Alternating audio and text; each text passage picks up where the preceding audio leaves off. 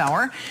All right, we got a lot to get to tonight. At this time on last night's show, last night, we reported the new news that the Republican governor of Massachusetts, Charlie Baker, had canceled a National Guard deployment to the border from his state in protest of President Trump's new policy of separating kids from their parents at the border.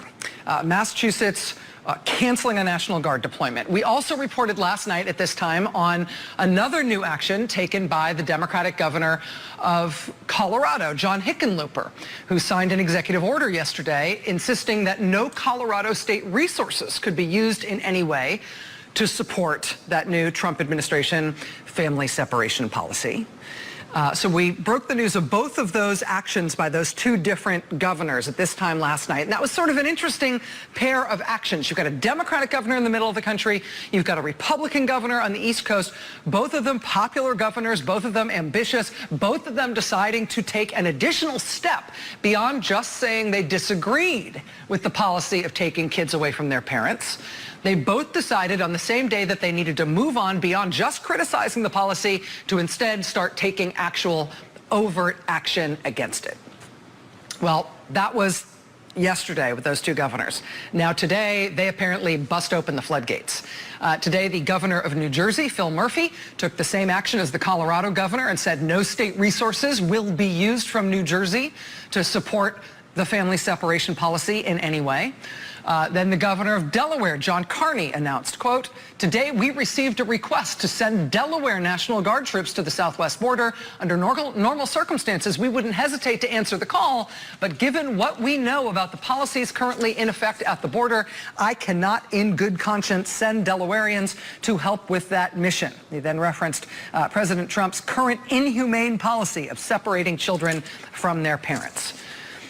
And then over the course of today, all of these other governors announced variations on the same theme, Democrats and Republicans. Governor Larry Hogan in Maryland is a Republican. He announced today that he is pulling all members of the Maryland National Guard from the border. There are current Maryland National Guardsmen there now. He is calling them home today, quote, "until this policy of separating children from their families has been rescinded." Another Republican governor in New Hampshire, Chris Sununu, announcing that the New Hampshire National Guard actually hasn't yet been asked if they would send National Guardsmen and women to the border, but the governor says, quote, "if asked, he would refuse." Governor Sununu saying today in a statement, quote, "I will not send our New Hampshire troops to the southern border to separate families." Also today, the governor of Rhode Island, Gina Raimondo, came out and said she will not send Rhode Island National Guard troops. The governor of Connecticut, Daniel Malloy, said that he will not send Connecticut National Guard troops. The governor of New York, Andrew Cuomo, said that he will not send New York National Guard troops. Like Governor Hogan in Maryland, Governor Ralph Northam in Virginia, and Governor Roy Cooper in North Carolina, they also announced today that it wasn't just that they wouldn't send National Guard in the future, they're actively taking National Guard personnel from their states who are on the border right now, and they are calling them home. They are rescinding their orders. They are bringing those National Guard troops and materials home from the border. And there's no ambiguity as to why all these governors are doing it. Governor of North Carolina, Governor Cooper, cited, quote, "the cruel policy of tearing children away from their parents." The governor of Virginia, Governor Northam, says, quote, "as long as the Trump administration continues to enforce this inhumane policy, Virginia will not devote any resource to border enforcement actions that could actively or tacitly support it." So this is just a 24-hour snapshot of what's going on right now in the country. It started as this little trickle last night, these interesting governors from a couple of disparate states from two different parties deciding to make a, slightly more than symbolic statement against the Trump administration's family separation policy. That was the trickle last night. Today it is this flood of governors all over the country. And realistically speaking, sending home National Guardsmen and National Guardswomen from all these states, from their border deployments, it's probably not going to make a material difference on the border. It's not going to make a material difference as to whether or not this policy of taking kids away from their parents is able to go ahead. But the fact that all these governors are doing this, and all in a rush, shows you the eagerness that these states have, that these governors have, to try to make sure they are on the record as more than just condemning this policy. They want to be on the record. They want to be known in history as public officials who actively opposed it. That's basically what's going on in the country right now, as the program itself is getting bigger and faster. Around 50 kids are being taken away from their parents every day as of last month. Right now, it's around 70 kids every day being taken away from their parents. And as 70 kids are being taken every day, yesterday, 70 kids, today, 70 kids, tomorrow, 70 kids. And as this program gets bigger and bigger, and as moral outrage over this policy swells and spreads, all different kinds of Americans are trying to sort of do what these governors are doing, looking for ways they can not just express their dismay or their criticism or their disagreement or their outrage. People are looking for ways to try to stop the policy, to try to stop what the administration is doing. How can I do more than just express my upset? Well, you saw it from these actions taken by these governors. You can't use my state's resources. You can't use my state's troops. You can't use my state's helicopters at the border. You saw it today from these governors. You saw it also today from these 3 random moms in Columbus, Ohio, who decided that even if it was just them and no army, even though they didn't have any troops to order anywhere, these 3 moms decided that they could still do something, and so they decided they would go to the office of their senator, Rob Portman. Whoops, how do I turn it? Okay. Hi, everyone. This is Meryl Neiman. I'm here with, do you want your last names used? Sarah Boyd. With Sarah Boyd and Hi. Danielle. Hi, Danielle. Harlow. Hi. So we are inside of, as you can see, sort of the anteroom of Senator Portman's Columbus office.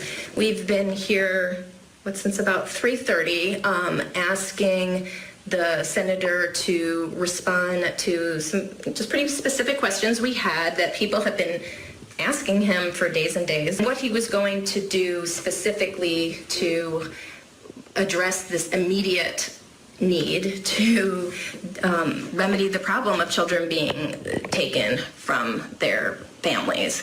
So I don't think we have much time. I think the police are coming up soon, but the answer that we got was not satisfactory. People in similar horrible situations like Holocaust survivors, I've seen talk about how now, even at age 80 and 90, and even having been transferred from their parents to loving, foster homes to try to, avoid being killed by the Nazis, never got over being separated from their parents, that they suffered with ongoing and long-term psychological harm because of that. And so we don't want to, as parents, allow that and sit back and feel like we haven't done our part. I'm here with, 2 other moms, Sarah, who's there, and Danielle, who's there, and myself, and we are all, feel that we are in a position that we can do this, that even if they come and arrest us for trespassing because we've overstayed our welcome in their office, that our children are not going to be removed from us and put in wire cages. And so, we have the money and resources to be able to get out of that situation in a timely fashion. And so it's sort of the least that we can do. And we told them we expect Senator Portman to do more. My understanding is that our colleague who was trying to come up with us, another mom, we were going to be 4 moms, is being arrested right now in the lobby. She was trying to get up with us and stayed in the lobby because they wouldn't allow her. So we're assuming that they're coming to get us soon. So please, everyone, don't think about us. Just focus on spreading the word and making sure that everyone gets out and votes in November, and that Senator Portman understands that his time for opinionating has long passed. He needs to do something. It looks like the police ultimately did show up and arrest people at Rob Portman's office today in Columbus. There were other people from the local Indivisible group protesting outside while those 3 moms sat in Portman's office, and there were arrests today. There were protests against the family separation policy today in Philadelphia. Lots of people turned out in Philadelphia, where Vice President Mike Pence was giving a speech. There were protests against the policy in New York City today and into tonight. In Washington, D.C. today, dozens of clergy members spoke outside the headquarters of Customs and Border Protection. In El Paso, Texas, at the Immigration and Customs Enforcement Processing Center there, which we're going to be talking about a little later on with a reporter who has been there over the last couple of days. A whole bunch of people today in El Paso braved the heat to protest this new policy of the Trump administration taking kids away from their parents.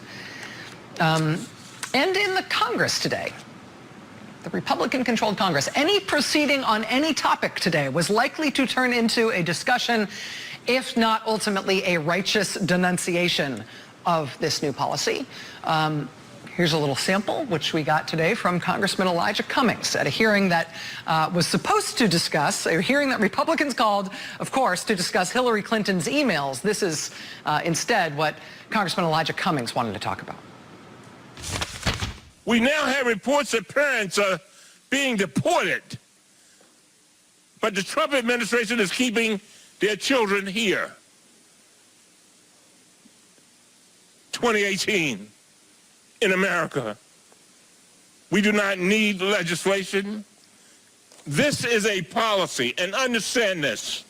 This was a policy invented, implemented, and executed by President Donald Trump. We need you. Those children need you. And I'm talking directly to my Republican colleagues. We need you to stand up to President Trump. We need you to join us in telling him that we reject this mean policy. We need you to tell him to abandon this policy. We need you to remind him that this is the United States of America, and it is a great country. And we need you to stand up for those children. We sent letter after letter, letter after letter, asking these committees to investigate the Trump administration's policy, which is now resulting in child internment camps. That's what I said, child internment camps. But we have gotten no response. Even if you believe immigration should be halted entirely, we all should be able to agree that in the United States of America, we will not intentionally separate children from their parents. We will not do that. We are better than that. We are so much better.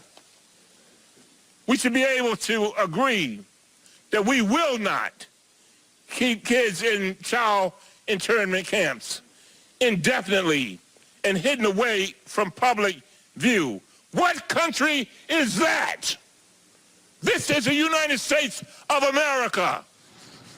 Congressman Elijah Cummings today in Congress, and that is what it is like in Congress right now.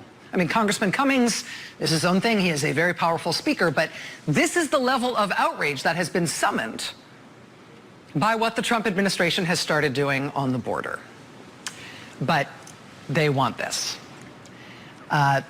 There is this tension here in terms of what the administration is trying to pull off here. It's not that they didn't know that it would create outrage to start ripping 2-year-olds away from their parents, right?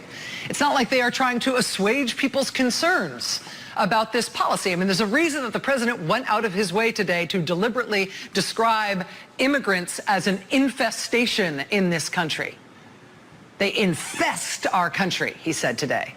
The White House knows what that means, right? White House advisor Stephen Miller explained to the New York Times in a new interview how much the Trump administration loves the outrage over this, how much they are, in fact, banking on it, how, in fact, that is the point of what they are doing. Stephen Miller telling the Times, quote, "You have one party that's in favor of open borders, and you have one party that wants to secure the border. All day long, the American people are going to side with the party that wants to secure the border. Not 55-45, not 60-40, 70-30, 80-20. I'm talking 90-10 on that." In the Trump administration's political view, in their strategic worldview, anybody who complains about this policy or expresses outrage or hurt about this policy is exposing themselves as a wuss. And what the American people will vote for at the ballot box is harshness toward immigrants, and they want it to be seen as unconscionably harsh. The more unconscionable, the better, because the more outrage and protest they stir up, the more strongly anti-immigrant they will be seen. And they think that is the best political issue they've got, bar none. Washington Post White House reporter Philip Rucker told my colleague Nicole Wallace this afternoon that he visited the White House today, and he was able to see their delight over all the outrage that has been generated by this policy. He told Nicole today that, he told them, quote, "They are digging in and they are defending this, not only publicly, but privately. I was at the White House this morning talking to a few senior officials who said there's really very little unease inside that building, inside the White House, about what is playing out." They love the controversy. They want this. They love the upset. They are generating it on purpose because they think it redounds to their political advantage. I mean, we know, statistically speaking, that the whole deterrence idea here is bullpucky. It's not changing the number of people who cross the border illegally or who turn up and apply for asylum or whether or not they bring their kids. It's not having any deterrent effect whatsoever. All it's doing is showcasing unbelievable cruelty on the part of the U.S. government. And that's by design, because they want the upset. This is strongman tactics. This is authoritarian tactics, right? We've seen this in other countries. We are having it in ours now. Now, whether or not they are right about the American people and how we will respond to that sort of political provocation will soon be proven. We'll all get a chance to say so in November. But in the meantime, while these kids are having their lives ruined, while these kids and parents are being irrevocably changed and damaged by what the Trump administration is doing, let's get very practical here. The expressions of outrage you are seeing from all sorts of different kinds of people in the country now are necessary, obviously, and you couldn't stop them if you wanted to, but they're not sufficient. The Trump administration is actually feeding on them. They want this. They see the expressions of outrage, and they think that means they're doing it right. Louder the better. And they see that as more and more of a reason to keep this controversy going, to keep this story alive. That reifies their decision. That proves to them that they have been doing the right thing and they're approaching it the right way. I mean, under normal circumstances, under normal non-authoritarian politics, right? You get disgusted rebukes from bipartisan governors all over the country. You get rebukes from every living first lady of the United States, including the current one. You get horrified criticism from even all over the right, from the Wall Street Journal editorial page and freaking Ralph Reed, right? From high-ranking officials from previous administrations that were criticized for their harshness toward immigrants. I mean, under normal circumstances, under non-authoritarian circumstances, right? Under a non-authoritarian calculus, those kinds of reactions take you aback, maybe, right? Maybe might cause an administration to tap the brakes a little bit on what the administration is doing on the border.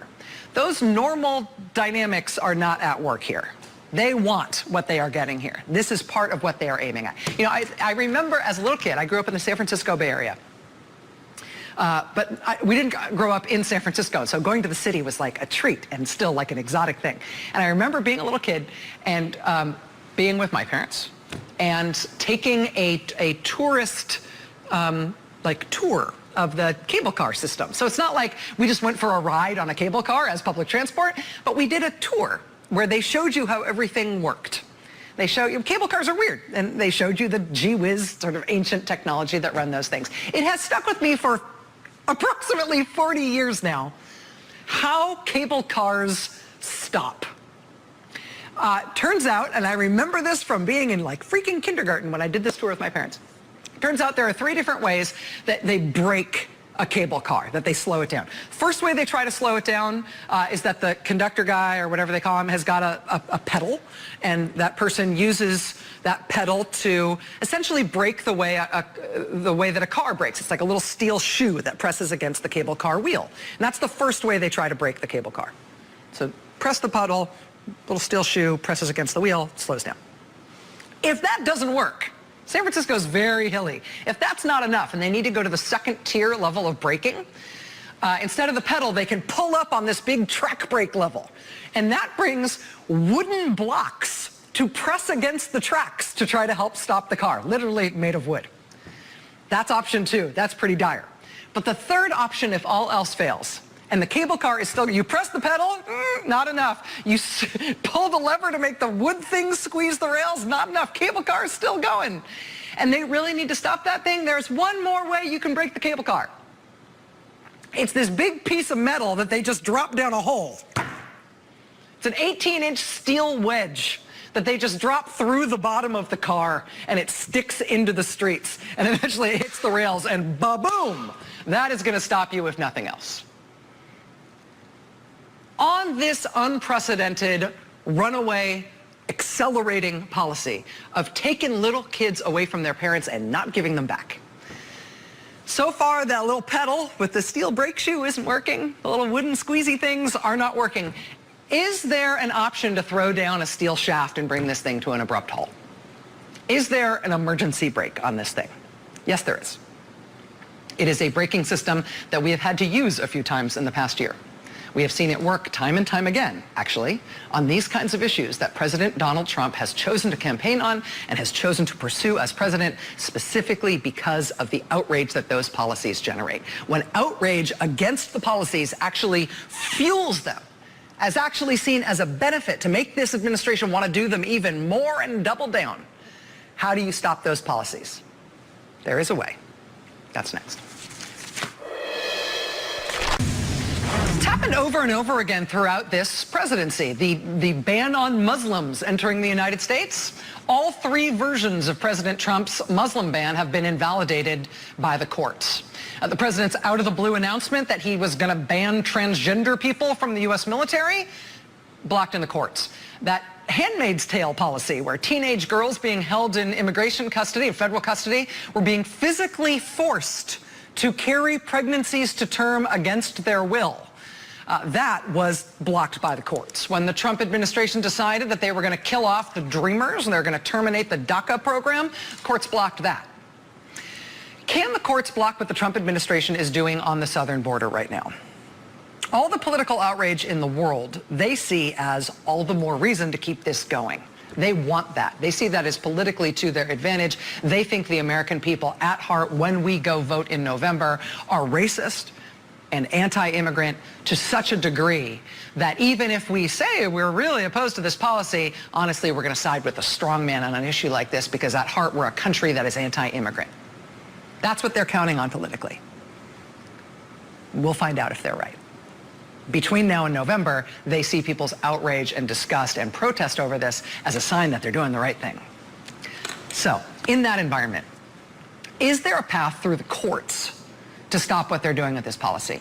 When New York Governor Andrew Cuomo today announced that New York State wouldn't be sending National Guardsmen to the border in protest of this new policy, the governor also announced that within the next 2 weeks, New York State will bring a lawsuit against the federal government to try to stop this policy in court. In federal court in Washington, D.C. today, a different lawsuit was filed on behalf of a woman who crossed the border from Mexico last month. The government seized her 7-year-old son. Her lawsuit filed today demands that the U.S. government let her boy go, that the court issue an order prohibiting the U.S. government from separating that boy from his mother. She's suing for damages and for pain and suffering. And then there's the ACLU case. The first time the reality of this new policy really started to generate national headlines and concern was when the ACLU filed a lawsuit, a federal lawsuit in California on behalf of a 7-year-old girl who was taken away from her mother and a 14-year-old boy who was taken away from his mother. That case went to a fairly conservative judge who was appointed by President George W. Bush. That judge 2 weeks ago said no when the Trump administration asked him to dismiss the case. That ruling a couple of weeks ago that he would let that ACLU case go ahead. In issuing that ruling, the judge's language was stark. He said the allegations at root of the lawsuit, quote, describe government conduct that arbitrarily tears at the sacred bond between parent and child. Such conduct, if true, is brutal, offensive, and fails to comport with traditional notions of fair play and decency. So that was just the initial ruling by that judge a couple of weeks ago when he said he wasn't going to dismiss the case, he was going to let it go ahead. That was June 6th. We are now waiting to hear from that judge on, I believe, 2 issues. Number one, will he expand that lawsuit So it doesn't just apply to those 2 little kids and their mothers. It applies to all parents and kids who have been split up that way by the U.S. government at the border. Second issue we're waiting to hear from him on is, will he issue a nationwide injunction to bring this policy to a halt nationwide? That would be a radical thing, but in talking about the alleged behavior by the government here, the judge seemed pretty fired up. The personal and political outrage on this issue is not just blooming, it is growing ravenously, with everyday citizens and members of Congress and governors and churches and advocacy groups and schools and random moms in Columbus, Ohio today, scrambling, trying to find any way they can to intervene, to throw themselves in the path of what the Trump administration is doing to these kids. The one weird trick we all have to understand about our new nationalist authoritarian politics from the White House is that the Trump administration sees that as good. They see that as helping them. They see that as fuel for this policy and encouragement to double down. In that environment, when outrage is what they want, what is likely to work? Because on so many other issues, it has been the courts. Should we expect that on this issue, it could be the courts as well? Joining us now is Dahlia Lithwick, legal correspondent and senior editor for Slate.com. Dahlia, thank you for being here. Thank you for having me. What do you make of the chances of this policy being blocked or altered in court? Well, I think that ACLU suit that you just described, that was a kind of surprising language. We should note that was a George W. Bush appointee who wrote it. And for him to allow this suit to go forward, for him, the decisions he's now making about certifying the class and about the nationwide injunction, okay, that's interesting. But what was amazing is that he utterly rejected the Justice Department's arguments that this suit should go away. He actually, on this issue of why is Secretary Nielsen continuing to call this not a policy, that's because in this lawsuit, they have to keep taking the position it isn't a policy. So that's interesting. So in terms of their legal approach to this, they need to technically deny it as a policy? Absolutely. So that's at the heart of, what's amazing in their pleadings, and my colleagues at Slate have written the spots off of this, is that they kept taking the position this isn't a policy, this is a discretionary decision that the Attorney General can make by himself. Well, if it's a discretionary decision, as they say, can't Donald Trump pick up the phone and say, stop it, Jeff? So that's part of the reason you're getting these sort of two sides of the mouth analysis. It's a law, it's not a law, it's a policy, it's not, it's discretion. So watch that, because this is going to turn out like the travel ban, where things that are said, they're just blurted out. Oops, John Kelly said it was a policy. Oops, Stephen Miller is saying it's a policy. That can affect the way a judge thinks about this question of, are they lying to me when they say it's not a policy? When we look at the legal vulnerability of this policy, and I'm trying to think about this sort of big picture. I think the outrage, the sort of moral upset that this has caused the country, all sorts of different kinds of people, all walks of life, all different ideological persuasions. And I know the polling that says the Republicans like it and stuff, we'll see how that wears over time.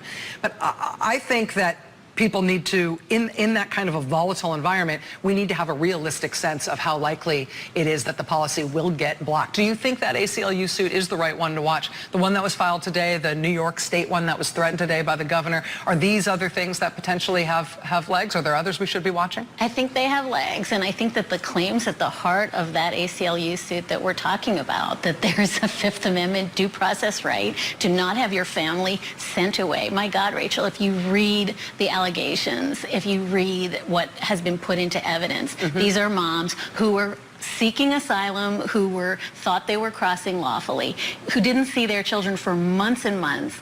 And undergirding this whole thing, and I think you touched on it in the last segment, is this talk about maybe they're just not fit moms. Maybe everybody who's bringing their kids across the border is either a gang member or they're, not to be reunited. All this talk we're now hearing about foster care and adoption that's bubbling up. Because we're taking the kids and not giving them back? Because we're taking the kids, and I think that the judge was just affronted by even the implication that these are bad moms and therefore they should lose custody. This is a core constitutional right to have your family together, and whether you're an American citizen or resident or not, those rights are your right. So these are shocking, shocking claims that are made. I do want to say one thing. I think we have to just remember Korematsu. We have to remember that the Supreme Court and other courts have blessed appalling things in American Japanese history. internment in the Korematsu case. And that courts are by and large, small c conservative institutions. And there's this paradox that we're hoping that they turn out to be 9 Thurgood Marshalls, you know, that they all just wave the flag and say this is wrong. I can tell you in the next week we're going to get the travel ban decision, and we'll figure out very quickly whether the U.S. Supreme Court is willing to say this is nuts, or whether they're willing to say, by the third iteration, not so bad. You kind of shine the worst stuff off it, and I can live with it. That's what courts can do. Courts have incredible power here, and there's reason to have faith in them and also reason to be realistic. Afraid so. Dolly Lithwick, legal correspondent and senior editor for Slate, and always a voice of reason. Thank you, my friend. Thank you. Great to have you here. All right, much more ahead. Stay with us. Let me read you something. On May 5th this year, just after midnight, a 37-year-old woman named Ana and her 5-year-old son tried to cross the U.S.-Mexico border. They were caught scaling a fence in El Paso. They spent the night in a holding cell at a U.S. Border Patrol station with other mothers and children, about 25 people in all. On the afternoon of their second day in detention, 2 male agents entered the cell. They didn't say anything, Ana said. They just walked over and grabbed my son. It felt like he was stuck to me. He clung to me, cried and screamed. They had to pull him away. She pleaded with the agents to tell her what was going on. The other women in the cell were too stunned to speak. Then, in the next few hours, the agents started taking the other children too. Nearly 6 weeks later, Ana has not seen her 5-year-old son. Shortly after the Border Patrol agents took him, she signed a voluntary departure order, which fast-tracked her for deportation. She thought that signing would allow her to see her son sooner. Instead, she was charged with illegal entry. She was moved to New Mexico for a few days, then she was moved back to Texas. Yesterday in Texas at an immigration processing facility in El Paso, where Ana is now waiting to be deported, she met a reporter for the New Yorker magazine named Jonathan Blitzer, who wrote this story. Quote, during the first 12 days that she spent in federal custody, Ana had no idea where her 5-year-old son was. She stopped eating. She could barely sleep. She cried constantly. No one could give her any information about her child. She did not have a lawyer to help her press the point. By the time she arrived at the ICE facility in El Paso on May 18th, she had become so upset that she had trouble speaking. Jonathan Blitzer reports, quote, Ana seemed dazed. She told me, I don't care if they deport me. What hurts me is my son. I need to be with him. Jonathan Blitzer at The New Yorker is the same reporter who yesterday was first to report that there are, in fact, no government procedures. There are no official procedures in place for giving the kids back after the Trump administration has forcibly taken them away from their parents. Again, remember, they're doing this at a rate of about 70 kids per day now. They're taking 70 kids. No plans to give them back. No procedures to make sure they give them back. Jonathan Blitzer was first to report that in the national press, but it's actually been hiding in plain sight. Its absence is evident in plain sight. If you look at the new Homeland Security step-by-step guide that they've just released for parents whose kids have been seized from them because of this new Trump administration policy, you can see the document here, Next Steps for Families. And if you need the extra gut punch, they include a little imagery of a parent holding a child's hand, since they're not allowing that anymore. But this is their new guide. Quote, Step 1, you're currently in the custody of the U.S. Department of Homeland Security, Customs and Border Protection. You've been charged with the crime of illegal entry into the United States. Step 2, within the next 48 hours, you will be transferred to the custody of the U.S. Justice Department and will be presented before a judge for having violated this law. While this process is occurring, your child or children will be transferred to the U.S. Department of Health and Human Services, where your child will be held in a temporary child shelter or hosted by a foster family. And then finally, this is the last bit. DHS and HHS can take steps to facilitate reunification with your child or children. That's it. They can take steps. What they mean by that is there's no steps. There's no next step, right? There's no government procedure in place for reunifying these kids with their parents. There's no plan for that. A Homeland Security official was sent out to speak with reporters about the policy today. That official told reporters in response to questions, quote, I don't know how many of the separated kids have been placed or reunited with parents. This policy is relatively new. We're still working through the experience of reuniting. In other words, no, we haven't even thought about that. Just taking the kids away for now, and we're just keeping them for now.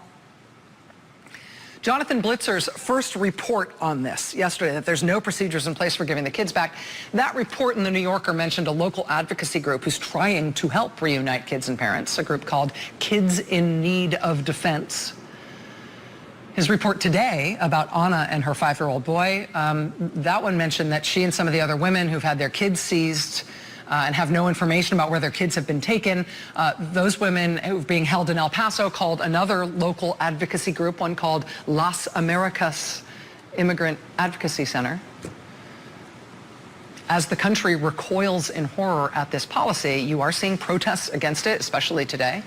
But when it comes to direct action, trying to stop the harm that's currently being inflicted on these little kids, Americans are increasingly also scouring the reporting that's out there now about who is actually helping, about who is actually trying to get kids back to their parents. And honestly, it's these little advocacy groups, these little legal aid groups that people are reporting on because their bylines now are El Paso and Brownsville and all these places. It's these little immigrant support groups, these little service organizations, these local immigrant support groups who are lifting this moral burden for our country right now. They're doing the work, these local advocacy groups, of trying to restore kids to their parents. Parents who are desperately trying to pry their kids loose from the U.S. government that took them. It's these local legal aid and advocacy groups. And as Jonathan Blitzer reports today from El Paso, it's mostly these parents themselves who are being forced to try to locate their kids on their own, because the Trump administration built the system to take kids, and they're doing so now at an accelerating rate of almost 70 a day. But as they take more and more kids, they still apparently have no plans for returning them. So how do we find out who is doing that work then? Is there a way that Americans who are mad about this policy can offer practical help to get these kids returned to their families? Hold that thought. Jonathan Blitzer has reporting today at The New Yorker about a young mom named Anna who had her 5-year-old son taken from her last month at the border by the U.S. government. Anna and other women who are incarcerated in El Paso right now, who are trying to find and get back their kids before they are deported, so they are not deported without their kids. Blitzer describes these women as reaching out, getting a phone number and reaching out to a local group, a group called the Las Americas Immigrant Advocacy Center, to try to get help to get their kids back. Blitzer writes that there's not much that this lawyer could legally do to reunite Anna with her son. So the lawyer decided that what she would do is she would try to put pressure on Anna's deportation officer to please hold off on deporting Anna until Anna could be reunited with her child. The lawyer told Blitzer, quote, "There's no set policy for how to do this. It depends on who the individual deportation officer is." So this is what it comes down to now. There's no policy for reuniting the kids with their parents after they've been taken. According to lawyers who are working on these individual cases, it's ad hoc. It comes down to the individual personality of lower-level immigration officers just deciding whether or not a parent ever gets to see his or her child again. It's hard to believe. Joining us now from El Paso is Jonathan Blitzer, staff writer at The New Yorker, who's been doing some great reporting these past few days. Mr. Blitzer, thank you for your time. Thanks for having me. So the ad hoc nature of the advocacy here seems to be a product of the ad hoc nature of the policy. What I'm sort of inferring from your reporting is that every parent trying to find their kid and get reunited with their kid is going about it by whatever means they can. There's no process. There's no surefire way to do it. Is that right? That's right. Everyone is improvising. The parents who are in detention, who are commiserating amongst themselves to try to get information, sharing numbers that they've used to locate their kids, trying to kind of counsel each other through the hardship of it all. Advocates who are trying to be creative about working backwards when they've got a parent, to use information about the parent's immigration case to try to piece together where the kid might be, applying pressure on individual officers at ICE or people at the Office of Refugee Resettlement, which is the Department of Health and Human Services, to try to facilitate these reunifications. But yeah, as you say, the point really is that everyone is just scrambling tooth and nail to kind of find some way of connecting parents and kids before the parents are deported and the kids remain here in the U.S. Have you, since you've been reporting on this, have you seen an influx of national resources, really from anywhere, in terms of people trying to get down there and provide effective advocacy? Is this really local groups, existing local groups, that are trying to pick up the slack and upscale to meet this big new need from this big new policy, or are they getting new resources there to try to help? It's an interesting question. It's hard for me to tell exactly kind of what the national scope of all of this attention has allowed local advocates to do. There's obviously a handful of local advocates who are really in the trenches. There are a number of national organizations. You mentioned one earlier, Kids in Need of Defense. There's a Women's Refugee Commission. Then there are, of course, groups like Las Americas or the Florence Project in Arizona that have done more local work. These groups have done this work for a while. They've been toiling pretty much in obscurity until the current moment. And I think all of the national attention has certainly helped them. It's also helped them coordinate. I think one thing that is happening, because so much of this is ad hoc, as you say, is that lawyers are developing strategies for figuring out A, where kids are, and B, how to put kids and parents in contact. So in some ways, even aside from the resource question, there is just the strategy question. There is just sort of the question of, okay, well, what is a template that we might use to try to work efficiently through the government bureaucracy to connect these parents and kids? And so I am seeing that as advocates continue to do this work, they're learning from each other, and that, at the very least, is helping them work more quickly. But of course, resources are strained. It takes individual advocates oftentimes days just to work on individual cases.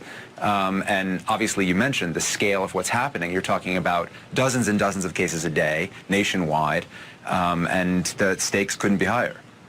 Jonathan Blitzer, staff writer at The New Yorker, doing very incisive, well-reported work here. Thank you for helping us understand it. I really appreciate you being here.